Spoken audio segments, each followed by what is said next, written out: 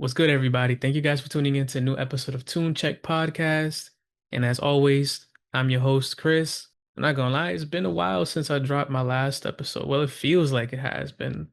Like this month kind of dragged, in my opinion. Like felt kind of long. I wanted to like drop an episode in the middle of the month, but life just is lifing. I didn't really see that there was that much stuff going on. So I kind of just wanted to do like a recap episode of the month and then talk about like, then at the end I got reviews, but for 3 albums only. There was a lot of music that dropped this month, to be honest. Like a lot of music that dropped this month. And not all of it was bad. Everything was honestly really, really good. But these 3 albums were 3 albums that I was like highly anticipating more than others. It's 2 R&B albums and 1 rap album, but we'll get into that in a little bit. But yeah, like I said, this month wasn't really that packed with like a lot of stuff that was going on. Not that I've seen. I'm pretty sure like there was probably something that I didn't notice, but I feel like I did kind of like see everything. So like always, I'm gonna start with the news. So to start things off, we got Ari Lennox. She announced her album Vacancy is dropping January 23rd. So I think that's something to look forward to, like the beginning of the year, you already got a fire R&B album. I love Ari Lennox. I think she's a great singer. She's a really nice vocalist. I love the tone of her voice. Like I think her music is fire. I really do believe that she deserves to be like bigger than what she is right now. She just wasn't marketed properly, like how she mentioned, like, I think what last year when she left Dreamville or a few months ago, I don't remember, but I'm really hoping like this album does something for her career and like, shoots it up a little bit more. She did drop a new single as well, and to be honest, like it's sounding really good, so I'm really excited for this one. But speaking about R&B, we got Summer Walker next. She finally announced her album. Finally over, it drops next month on the 14th. So November 14th. And Summer Walker is another favorite artist of mine. Like one of my favorite Summer Walker songs is Riot. That is one of the like greatest songs that I've ever heard. I love that song with like a passion. Like that's one of the songs that I tend to like play all the time, to be honest. Like again, like Summer Walker is a great artist. Like her lyrics, her songwriting is crazy. Her vocals are insane. But shout out to Summer Walker. I'm definitely looking forward to this album. I think it drops in like what, 2 weeks. Definitely an album that I'm gonna check out and review. So stay tuned for that. Next, we got Roddy Ricch. So he's been pushing back the Navy album. I think this is like the fifth time that he pushed it back. It's delayed to December 5th, supposedly, but I feel like he's probably not gonna drop it. I think it's probably gonna get delayed again or maybe just scrapped in general. Man, Roddy Ricch, he was like really big. The Box was probably his biggest song. And from then he just kind of like his career just went down. I don't know, like it's crazy how things like this happen. It's happening with Lil Baby too.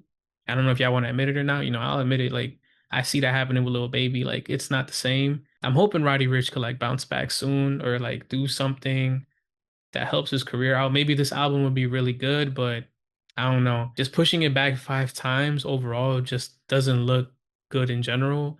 I'm pretty sure his label's like, yeah, like, they're probably just losing faith or something, but we'll see what happens. Another artist that preview new music is Young Thug. So I think he said that he's dropping again. He's been previewing music on social media. So, I'm excited. I did like his last album. Go check out my last episode that I did a whole review for it. It wasn't his best album, but it definitely was something that, he needed to release and regarding all the stuff that was happening with the phone calls and him coming out of jail and stuff. But I am looking forward to this new Young Thug album if it drops soon. But another artist that's dropping this year is Don Toliver. He announced that he's dropping Octane.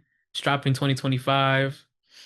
I feel like it's gonna drop Halloween. There's like a little symbol that he put up on one of his posts and it looks orange. It's like the nuclear thing. So I feel like it'll probably drop Halloween, but I mean, I'm down with getting a Don Toliver album. His last album was fire. The album before that was fire.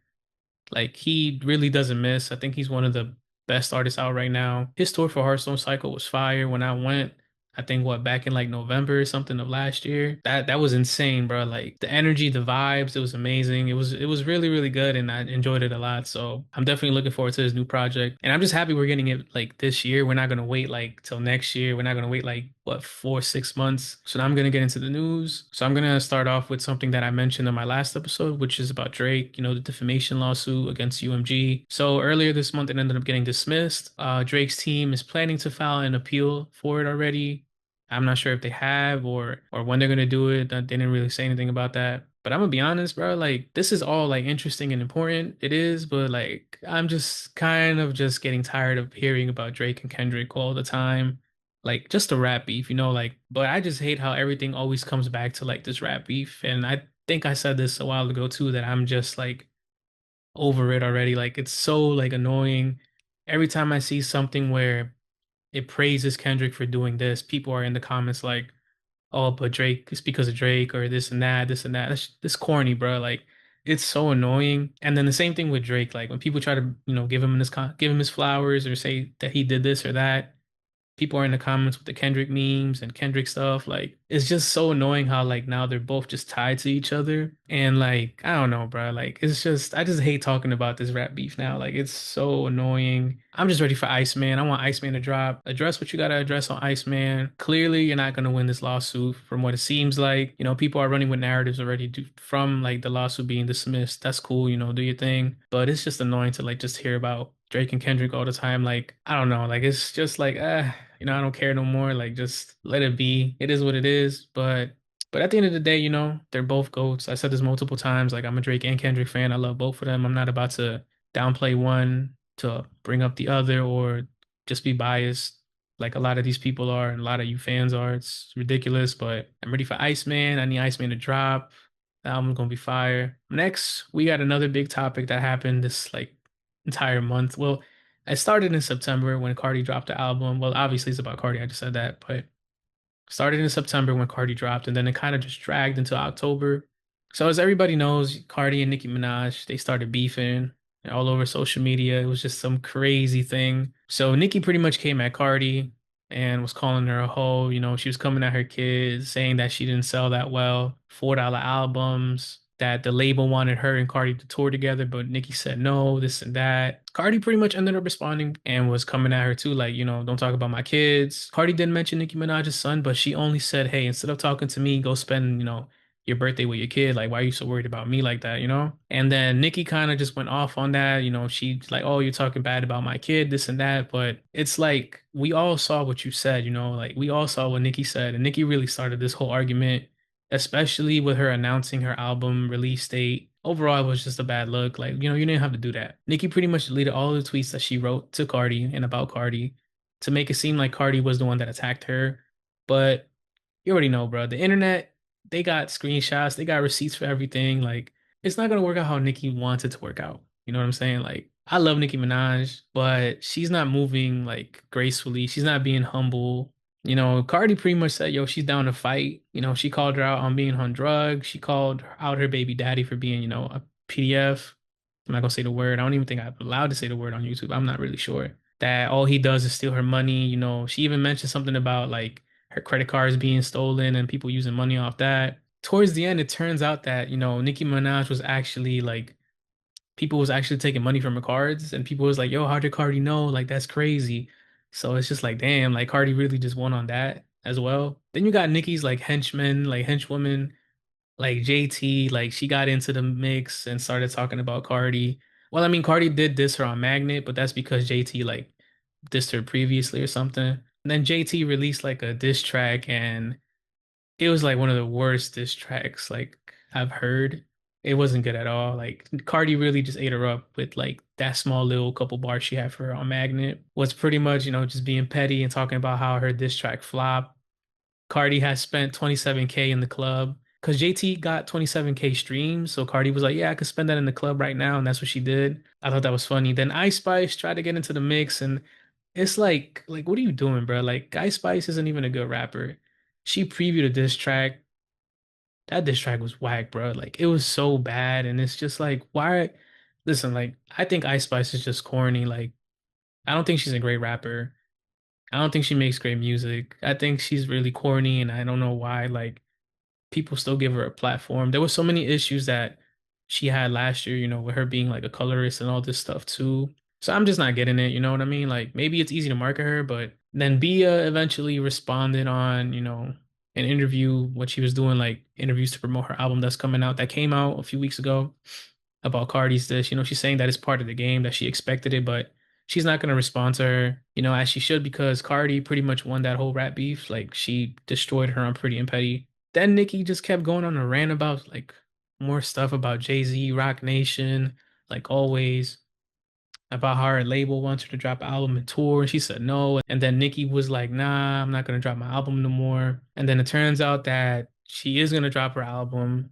Like she's gonna be like, "Yeah, I'm gonna drop it anyway." Then it turns out that Nicki's gonna lose a house possibly for not paying somebody from a case that she lost. Then the thing about her Amex card again, like that's crazy to me. Nicki Minaj even started talking about Gucci Mane's wife. At the end of all of this, like I love Nicki Minaj, like I think she's a fire rapper. Like I remember I used to listen to Pink Friday when it dropped like almost every day because that was like one of the best albums that came out around that time. Like, she's the queen of rap, but she's not really moving like that. She's not moving how she's supposed to, she's not being humble. She has a very big ego and her fan base is just like insane. Like I love that she has that support because all artists need that support. And she's always just starting issues with a lot of people. And it's just like, you know what I mean? Like you're doing it the wrong way. Like I said this before too, I think on a few episodes ago. If there were some things that happened to you, you should try to like make that or put that into the spotlight so that way it doesn't happen to other people. Don't hate on somebody else because, they're doing really good. For example, like Cardi, they like even JT was calling her album a flop, but it's still like in the top five.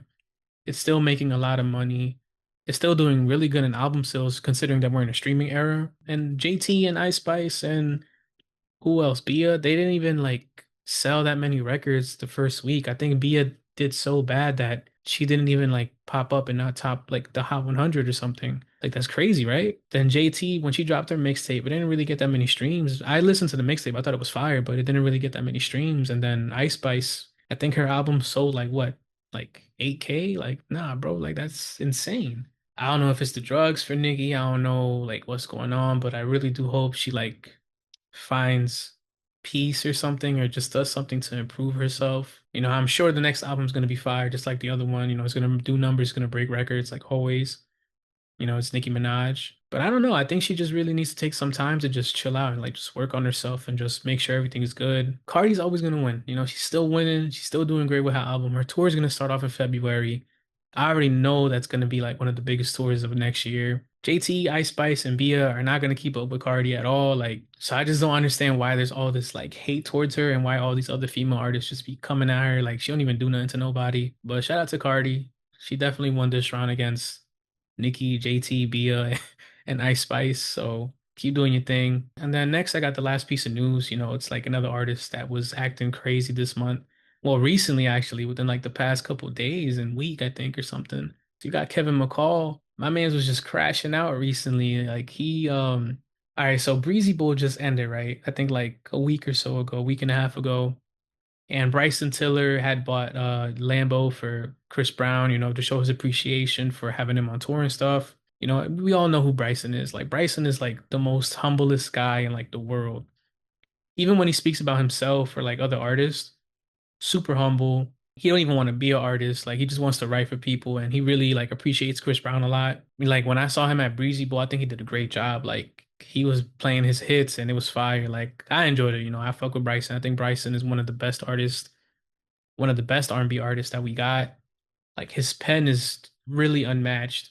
Kevin McCall saw the videos of Bryson giving, CB a Lambo. He was just hating in the comments, this and that. And then Kevin went on a podcast and basically was just hating on Chris Brown for making all this bread off Breezy Bowl, saying that, he's entitled to some of the money because he was performing songs that Kevin had wrote for Chris Brown. Then, Kevin broke down, said that he's going through it, that he's on EPT, started crying and stuff. I do feel bad because it sucks. Like, when people are down, like, he seems like he's struggling, going through it right now. Like, I was on EBT when I was a kid. Like, it ain't nothing to be embarrassed about, you know what I'm saying? Like, that definitely helped out, but like, it does suck when you're like in such a high position in your life or like, like you're making millions to now you're not really making that much and stuff, you know what I'm saying?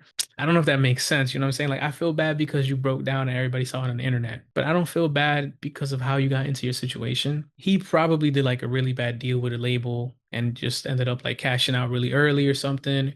He also, even years ago, he was threatening Chris Brown and his daughter too. Like, you know what I'm saying? Like, so that bridge is burnt, Chris Brown ain't gonna help you and not feel bad for you at all. Like I was reading the comments and somebody in the comments was like, "Oh yeah, like you burnt that bridge." Like, a lot of people was not feeling bad for this man at all. They're like, "Nah, you did it to yourself." Like I said, I don't feel bad for Kevin. He did it to himself. There's a video that also resurfaced of him revealing that he spent like 8 mil. He just spent 8 mil, like he threw it all away. I think he could still bounce back in his career. He's a good songwriter. Young Thug did respond to him after watching that interview saying, "Hey, like if you need a 25K, hit me. I'm sure CB will hit you too. You know, you're a real one. You know, he's busy and all that." But Chris Brown did respond. You know, he's like, "Nah, I'm not busy." He didn't say I'm not busy, but he responded like he wasn't busy. And he was just being petty on Instagram. He said, "You can't walk across a burnt bridge or something. You know what's worse than a troll, a broke one." And then he started posting up like videos of Kevin McCall like, you know, saying that he spent all his money and stuff. Then Young Thug was like, you know, my bad. Like he had responded to Kevin like, my bad. I didn't know he was like that or something like that. And then Kevin even said there was a lot of singers that he thinks that can't sing live. He said Mary J. Blige, Alicia Keys, Patti LaBelle, and a couple others. Mario had chimed in and Kevin basically just threatened him too. So it's like, yo, like, you know, you do it to yourself. Like you out here just threatening people. It's crazy. And like I said, then he was seen recently like making a song or making music with Ray J. So I'm like, all right, there you got something going on for yourself right now. But like I said, you know, he's a really good songwriter, so I'm pretty sure he could just bounce back into it. I don't really feel bad for him like that, you know what I'm saying? Like it is what it is.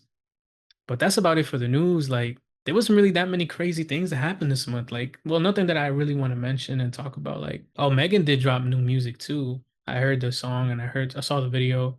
The video is crazy, but the song just sounds like something that she dropped like a while ago. So it wasn't really, but you know, her fan base is really strong. So they're definitely gonna run that up and make sure she gets her bread and gets the number one or whatever. Let's get into these album reviews. So, like I said, I got three. So I have Miguel CAOS. I got Dave, the boy who played the harp, and then I got Bryson Tiller. But yo, like this month we had a lot of great drops. You know, Dave East dropped Karma 4, great project. I think he's dropping a deluxe soon. Go check out Karma 4. Dave East is one of my favorite rappers. Only issue with that album is that it's super long. It's like 27, 26 songs. Didn't need that many songs. Great. Like I love Davies. I was really enjoying it. And then Gucci Mane dropped two fire album. Isaiah Falls dropped an EP. Isaiah Falls is fire. Like he's really like one of the best R&B artists out right now. Like he's super underrated. I think Chase Shakur dropped something too. Who else dropped? Party of Two dropped. Mona Leo dropped. That was fire. St. Harrison is dropping too. But yeah, we had a lot of solid drops this month. The reason why I chose only these three albums is because I really enjoy Dave's music. And Bryson Tiller, he dropped his album last year, 2024. His self-titled album was my number one R&B album for last year. So I did not expect anything less with this one. And also because it was a double album, and also like he dropped it like the first half in August and the second half in October. So I was like, all right, let me do a review when it comes out. And then Miguel just announced his album like last month, I think. And Miguel's like my favorite R&B artist, to be honest. Like, so I had to do this one, like, just as the fan in me, just like needed me to do this. Like, you know what I'm saying? Like, this is an album that I wanted to listen and talk about. Let's get into the first album. We got Bryson Tiller, Solace and Devices. Bryson Tiller dropped Solace and Devices, a double album. So he dropped Devices in August, the second half. Then the first half he dropped in October. Solace, I believe, like it was in the beginning of the month. I know that. You know, he did release a post a few months ago before like the second half dropped, like back in August, that Devices is about like having fun, you know, having energy, just him rapping. Then the second half is when it's just him in his feelings, you know, talking about like stuff, things that he's going through. You know, I really do think that dropping an album during a certain season really affects like how it's received. You know, like if an album has like a summer vibe, you're not going to drop it in the fall. You feel me? Like you don't have to drop that in the summer so people could enjoy it. You know, people are outside, they want music like that. The fall and winter has always been associated with like, you know, being in your bag, you know, cuffing season, you know, being sad and stuff. So I really did like how like he kept that in mind and just did it that way. Devices was fire, bro. Like when I heard that at first, like I was just so happy and excited because I'm like, the first half's gonna be lit when he drops it.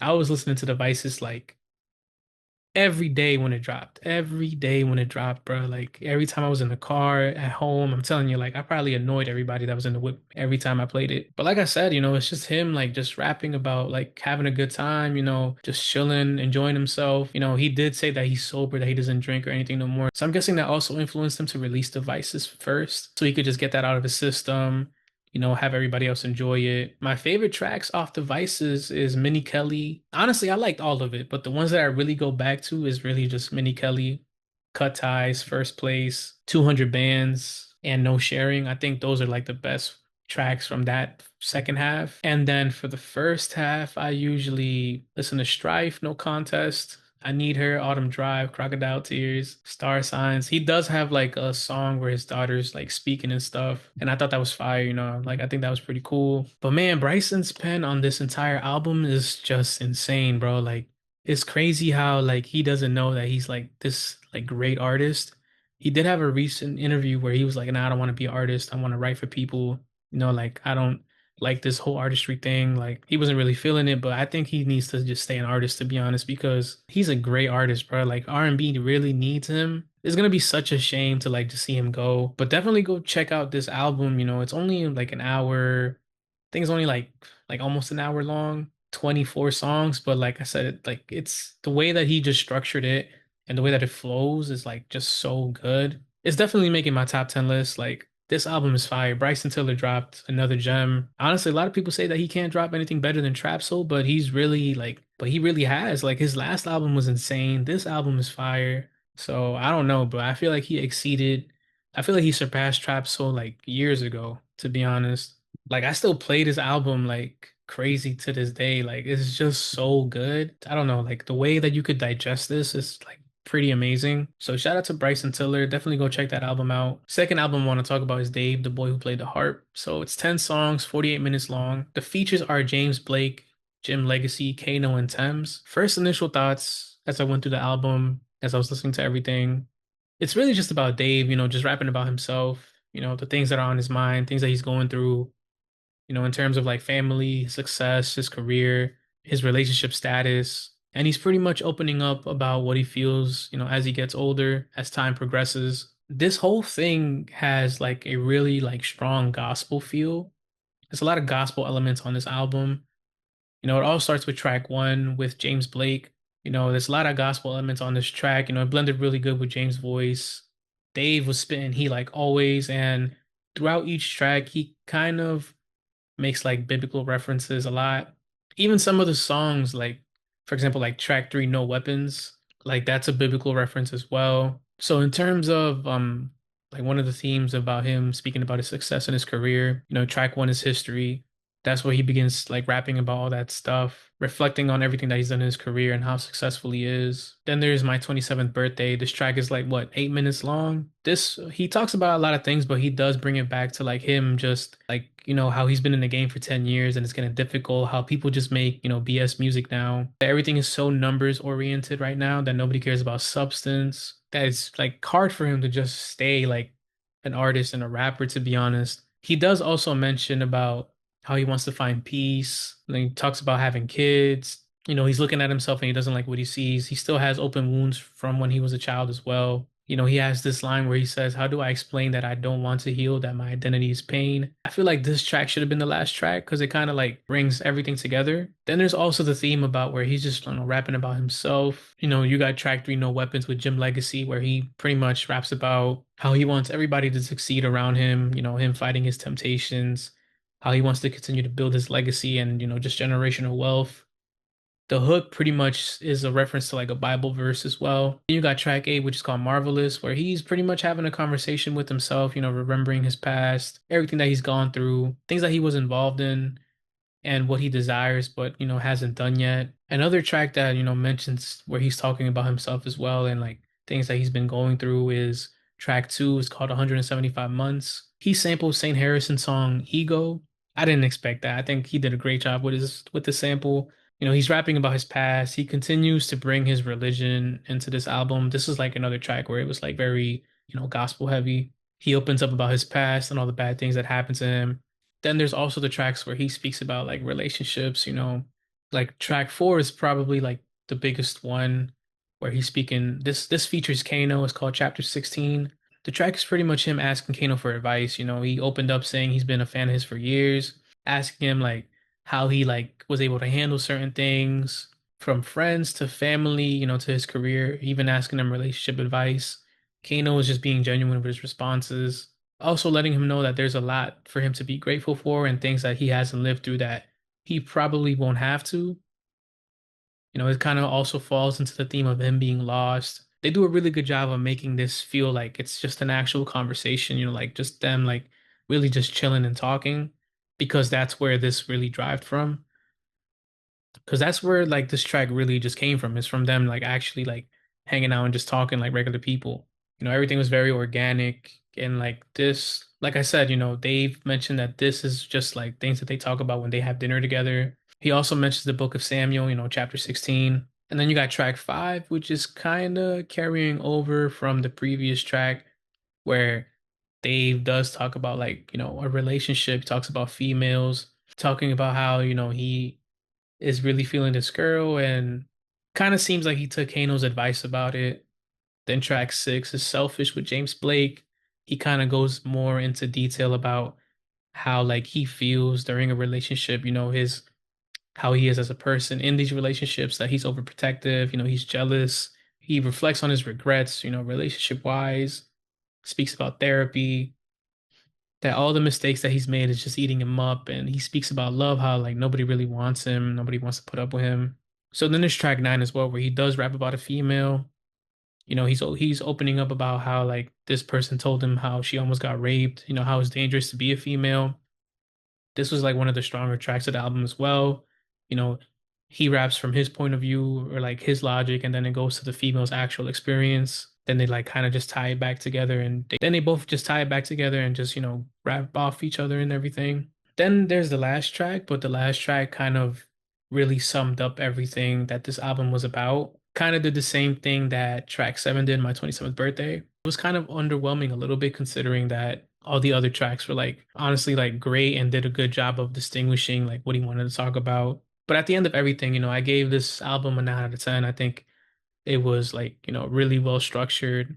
I love the themes that he put in. You really got to see a different side of Dave. I didn't expect him to like, make an album like this at all, where he really just opens up about a lot and just pretty much uses this album to heal from a lot of things that was going on, and just a way for him to just flush everything out, take a step back and just, take a breather and everything. But I did love the gospel elements and how personal, like he really made this album. He did a really good job at that. It's really just an open book to all the things that he has on his mind that he's thinking about. And I honestly feel like it was worth a 4 year break, like he probably had to experience a lot of things and just like really figure out, where he was or what position he's in his life right now, and like all these feelings that he was like just having. But yeah, this album is honest. Like, if you haven't heard it, go check it out. Like, this album is like really good. It's called The Boy Who Played the Harp. And then next we got the last album I want to talk about.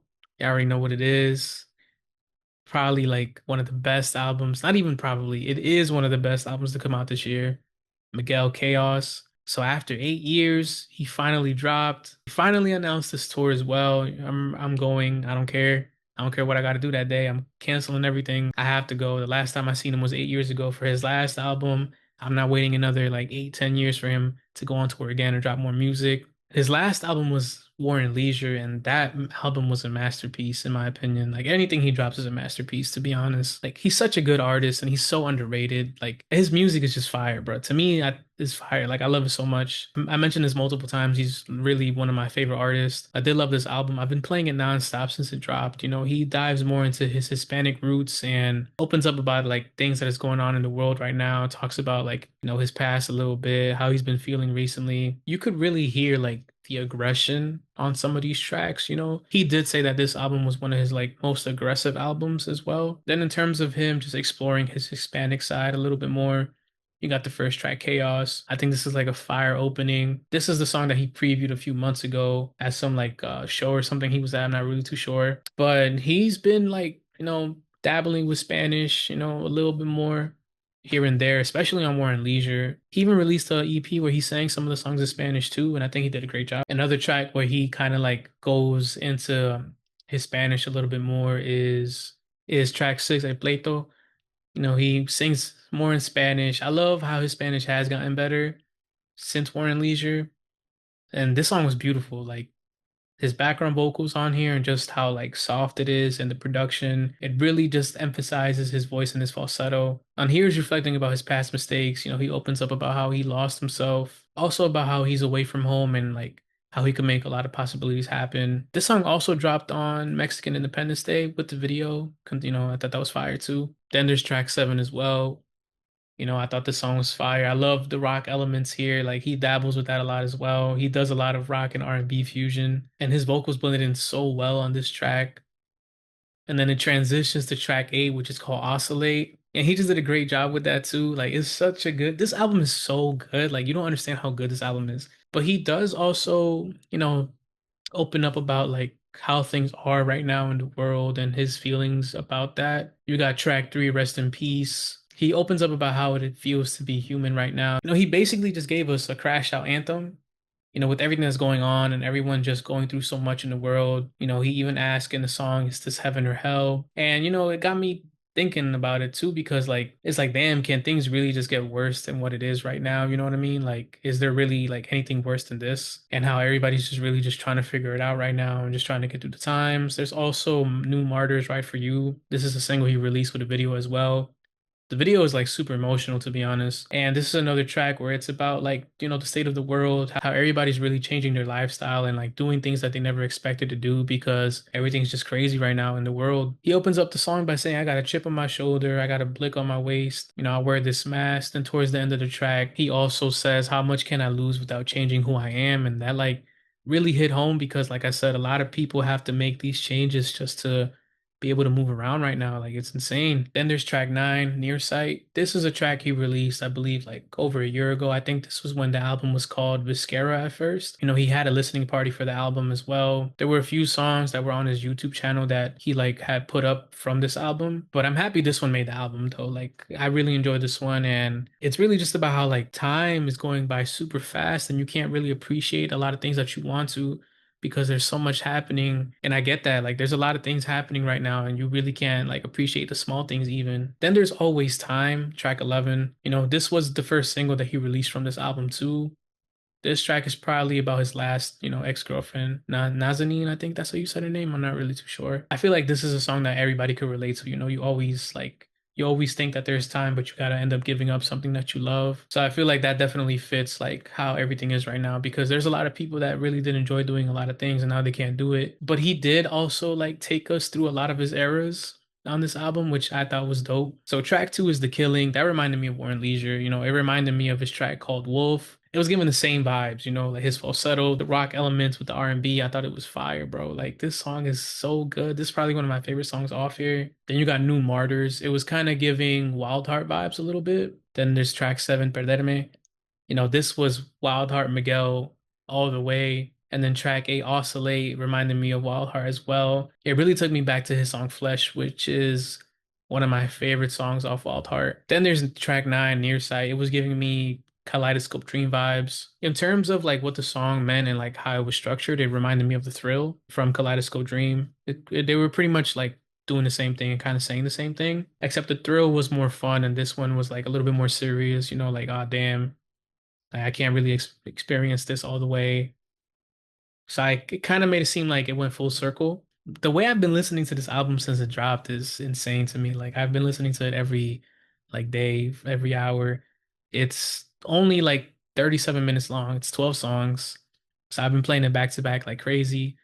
I know damn near all the songs on this album already, all the lyrics. Like it's fire. Like I'm so happy that he dropped. I'm so happy that we have a new Miguel album, especially one that just reflects like everything going on right now. I really enjoyed it and I'm excited to see him on tour. Like this album is definitely a 10 out of 10. Like, and I feel like we really did need this. Like R&B fans really did need this album because it's just so good. I hope he doesn't take 8 years to drop again. I hope he gets something, around the corner, maybe another Art Dealer Chic. Maybe we get volume 5 or something, but super excited about this. Definitely go check it out. If you haven't checked it out, you're missing out. But with that being said, this episode comes to a close. I really hope you guys enjoyed this one. I forgot to do this in the beginning, but subscribe to my channel, follow me on YouTube, like, comment, let me know what you guys think. Follow me on Instagram. I'm also on TikTok. Like, comment on there too. It doesn't hurt to subscribe, doesn't hurt to follow, doesn't hurt to like. Only takes a few seconds. But I hope you guys all, had a great weekend. Hope you guys all enjoy the rest of your week. Have a happy Halloween too, because I know that's like on Friday or something. But I'll definitely catch you guys next time. Peace.